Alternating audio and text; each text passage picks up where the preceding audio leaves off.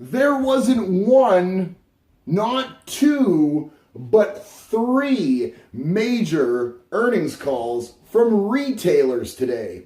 Now, I would be pretty hard pressed to tell you that I'm not impressed with two out of the three. Now, we've already done the earnings call on Walmart. You can go ahead on the Wall Street Breakdown channel and take a look at that one, which was very impressive. But again, it's Walmart. What do you expect? They are the brick and mortar king right alongside of Costco and Home Depot. Then we had Best Buy.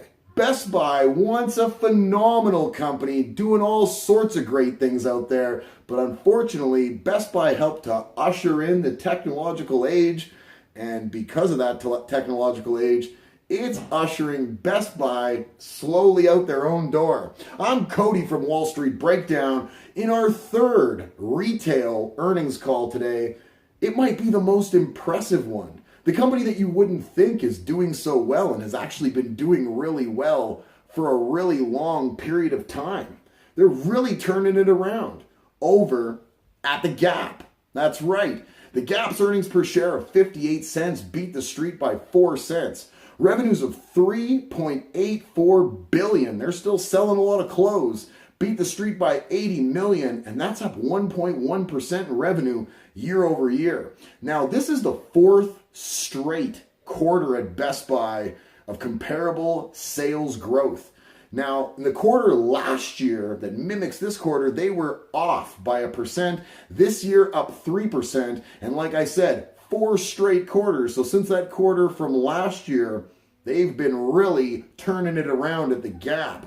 They raised the full year guidance on EPS and revs higher than what analysts expect, and that bodes quite well probably for their share price going into the Christmas season, as I imagine a lot of people look to find that retailer to hitch their investment wagon to. The Gap has definitely been leaving what I would consider a pretty good trail of decent earnings in their wake. Maybe this might be the time for you to speak to your licensed professional financial advisor before you do any investing, but take a look at the Gap.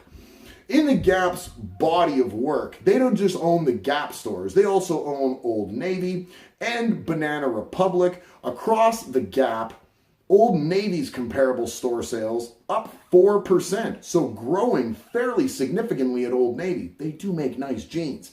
The Gap's comparable store sales up 1%, and Banana Republic was down 1%. But overall, the growth at this retailer over time, not just with this earnings call, but the previous earnings call over the summer, and like we said, a lot of the earnings calls recently from the Gap have really pointed to the fact that they may actually have figured something out at the retail level that's going to allow them to stay quite viable for a long period of time. You know, it's very difficult over the internet. As much as we believe retail might be on its way out, it's very difficult over the internet to find yourself a pair of jeans or a shirt, especially a dress shirt, that fit really well. You need to go into a store. You need to have access to a change room, and you need to really be able to feel things out with mirrors and maybe somebody taking a look at how you look.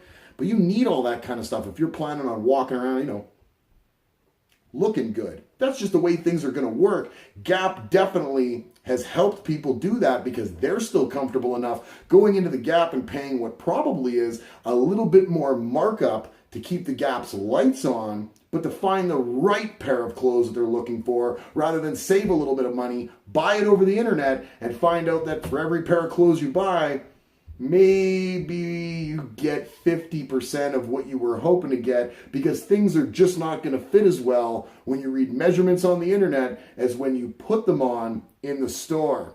Gap had a pretty good earnings call, and so did Walmart. I'm pretty impressed with what retail did on this Thursday. I'm Cody from Wall Street Breakdown. If you haven't already, click the subscribe button, click the notification bell, thumbs up for this video, thumbs up for all videos, thumbs up for you. That's the one I'm most concerned with. And comments. We want to hear from you. We want to know what your investment strategy going into the Christmas season is. Enlighten us here. We'd love to hear from you. And we'd love it if you had a marvelous rest of your Thursday.